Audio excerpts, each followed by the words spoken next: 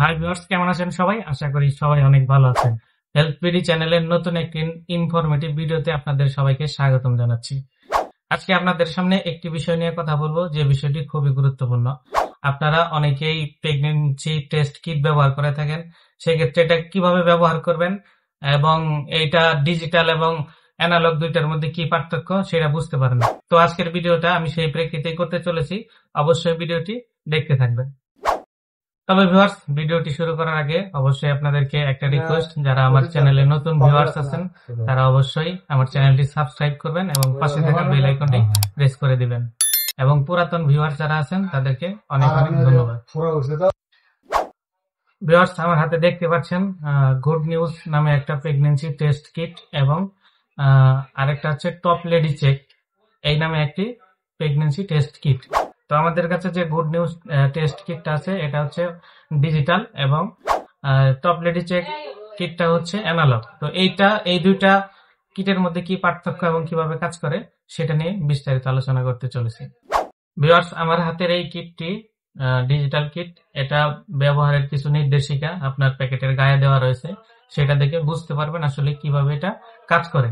এইখানে দেখেন কয়েকটা সিগনেচার দেওয়া আছে, যেখানে দেওয়া আছে 1 দাগ 2 দাগ এইভাবে দেওয়া আছে এবং কোনো দাগ নেই। এটার বিস্তারিত হচ্ছে, যদি প্রেগন্যান্সিতে আপনার ইউরিন দেওয়ার পরে যদি 1 দাগ আসে সেক্ষেত্রে নেগেটিভ, যদি 2 দাগ আসে সেক্ষেত্রে পজিটিভ, আর যদি কোনো দাগ না আসে তাহলে বুঝতে হবে আপনার কিটটি খারাপ বা নষ্ট হয়ে গেছে।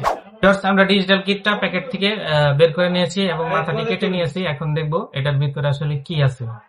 তো এটা আমি প্রথমে দেখার জন্য এটা ভেতর থেকে বের করে নেওয়ার চেষ্টা করছি। এটার মধ্যে দেখেন একটা সিলিকন বল আছে, যেটা এই প্রোডাক্টের আর্দ্রতা বজায় রাখে, এবং টেস্ট কিট এবং একটা ড্রপ রয়েছে যেটা দিয়ে ইউরিনটা এইখানে দিতে হবে। দেখেন এই জায়গায় আপনার এইখানে ইউরিন দেওয়ার মতো একটা জায়গা আছে, এই জায়গাতে ইউরিন দিবেন।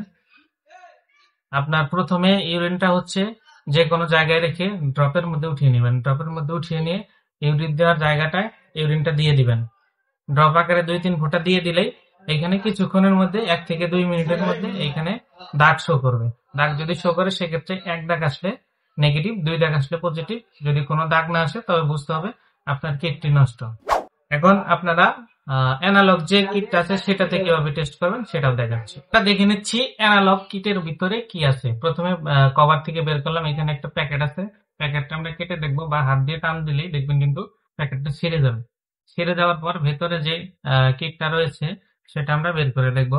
এইখানেও একটা সিলিকন বলের প্যাকেট রয়েছে এবং একটা টেস্ট স্ট্রিপ রয়েছে। এই স্ট্রিপটা আপনারা কি করবেন, এটা প্রথমে একটা পাত্রের মধ্যে ইউরিন নেবেন। ইউরিন নেওয়ার পরে দেখবেন একটা এরর চিহ্ন একটা দেখবেন, এইভাবে একটা এরর চিহ্ন দেওয়া আছে। এরর চিহ্নটা আপনারা ইউরিনটাতে ভিজিয়ে দিবেন। ভিজিয়ে দেওয়ার পরে 2-3 মিনিট রাখার পরে দেখবেন এই জায়গায় আপনার দাগটা শো করবে।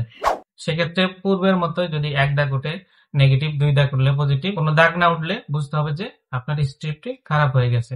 তো ভিউয়ার্স, এখন আমরা জানবো যে এই দুইটা কিটের মধ্যে পার্থক্যটা কি।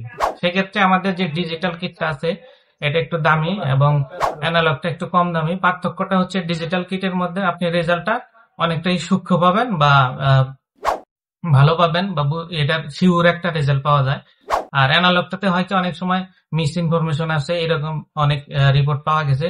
সেক্ষেত্রে আপনারা সবসময় ডিজিটালটা ইউজ করার চেষ্টা করবেন, যেহেতু এটা রেজাল্ট ভালো হয়। ভালো ফলাফলের জন্য আসলে ভালো কিছু দিয়ে ট্রাই করা উচিত।